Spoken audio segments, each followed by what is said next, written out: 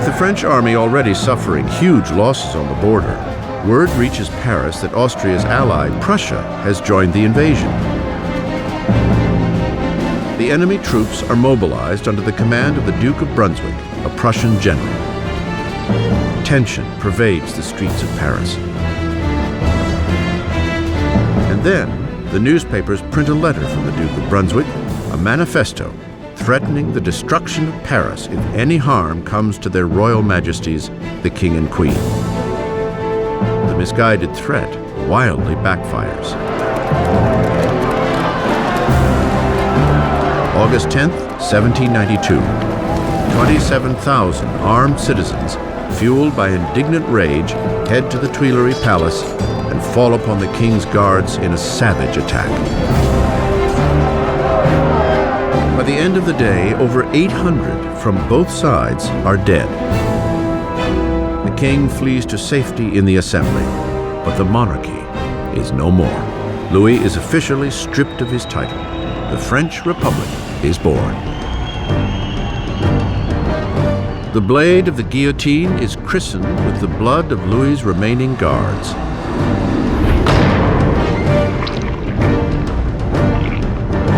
Robespierre, once a staunch opponent of the death penalty, has had a change of heart. The birth of the new republic can only begin with the death of a king. Dr. Guillotin's chilling new device hangs over Paris like a warning. The penalty for defying revolutionary law and order. Freshly christened with the blood of the king's guards, it will soon put an end to the king himself.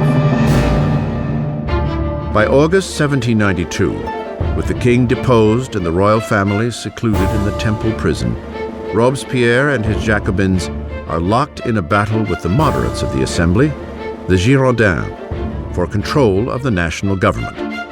And on the streets of Paris, a new political movement takes hold.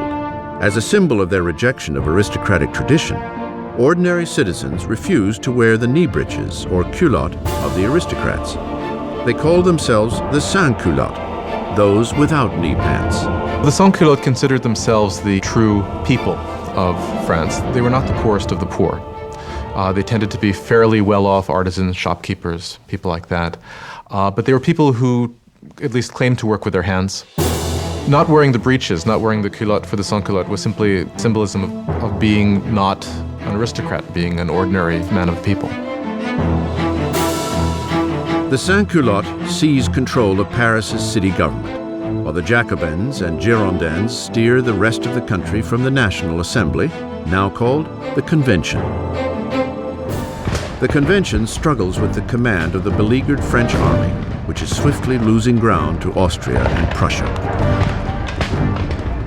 While fighting back incursions at the border, the revolutionary government cracks down on enemies within, royalist traitors who might deliver Paris into the hands of the invaders. More than 1,000 people are arrested and herded into prison. Priests, journalists, ordinary men and women. Robespierre concentrates on the internal crisis. But his friend, the Minister of Justice, Georges Danton, motivates men young and old to join the war on the frontier. He is gregarious and loud, everything that Robespierre is not. Soon, Danton's name is heard throughout Paris. Danton is a bigger-than-life character, a man full of life, full of bombast, a tremendous drinker and debaucherer who, though he's from the educated classes himself, is a guy who, unlike Robespierre, can physically identify with the working people in a way that Robespierre simply cannot.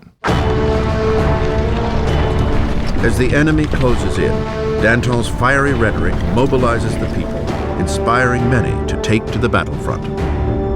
At one of the moments of greatest peril for the revolution, the Austrian and Prussian armies are invading. He gets up in front of the people of Paris and shouts, "De l'audace, encore de l'audace, toujours de l'audace, et la patrie est sauvée." Boldness, more boldness, forever boldness, and the fatherland is saved.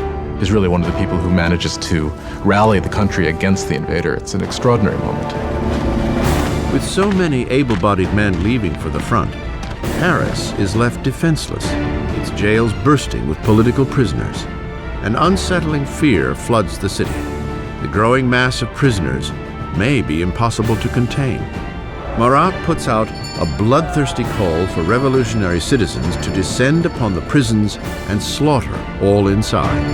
The foreign armies were advancing on Paris. Had they linked up in Paris with these bitter enemies of the revolutions in the prisons, of course, then the results would have been fairly horrific from the standpoint of the people. In the first week of September, disastrous news arrives from the front. Prussia has taken Verdun, a town on the road to Paris. The enemy is now just miles away. The fear gripping Paris explodes.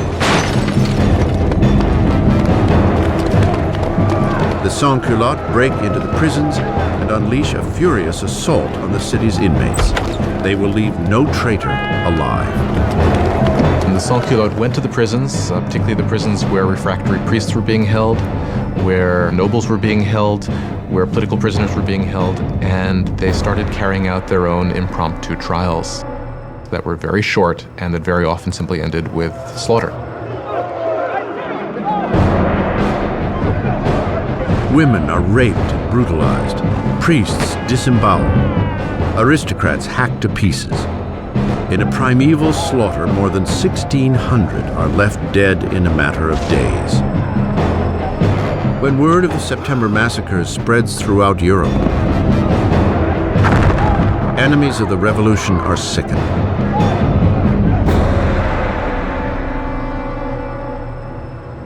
Across the English Channel, the London Times gives voice to the revulsion. Are these the rights of man? Is this the liberty of human nature? The most savage, four-footed tyrants that range unexplored Africa rise superior to these two-legged Parisian animals. The revolution has taken an inalterable turn. Even Robespierre understands that things have gone too far, that the people cannot manage the revolution on their own. They need guidance, an iron hand. And with the power of his words, the incorruptible rises to the forefront as the man who will guide the revolution. Robespierre had once pushed for a constitutional monarchy. Now he believes there is no longer room for the king. A momentous decision is made. France will put its own king on trial. With the verdict a foregone conclusion, the only debate left is punishment. The moderates, the Girondins, call for sparing Louis's life, which isolates them in the convention. The Girondins really crystallized as a faction in the convention over the debate over the king, because while they certainly wanted a republic, they were less sure that the king should actually have to die. But the Girondins are outnumbered by the Jacobin call for blood. Why did the Jacobins want to kill the king? I think they wanted to kill the king because, as Robespierre brilliantly said, you have to kill the king so the revolution can live. If the king is right, then the revolution is wrong. In any system there had ever been, there's only one penalty for treason, and that is death. So in this sense, if the king is guilty of betraying the country in a time of war, then the argument is that he must suffer the death of a traitor. On January 20th, 1793, Louis XVI is declared guilty. The sentence is read. The king must die. That evening, Louis is briefly reunited with his family. Calm in the face of their tears, he promises to return the next morning to say a final goodbye. He will not. He cannot bear his family's anguish and must not weaken on the way to the guillotine. The next morning, a closed carriage brings Louis to the scaffold. And he stoically makes his way to the blade.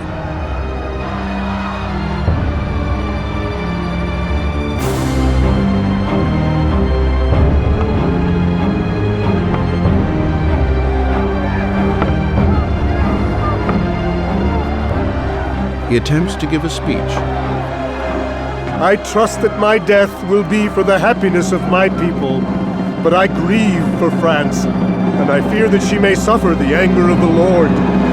But the guards drown him out with a drum roll.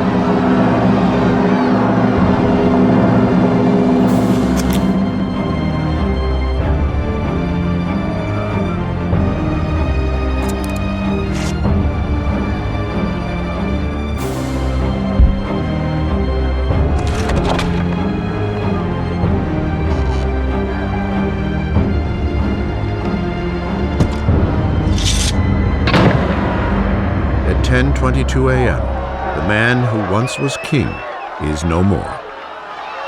In the temple prison, Marie hears the cannons fire, heralding the death of her husband. She collapses in despair. The king's blood is spilled, the revolutionaries victorious. But the enemies of the revolution will soon claim a victory of their own. Their target? The man who is calling for so many heads to roll, Jean-Paul Marat.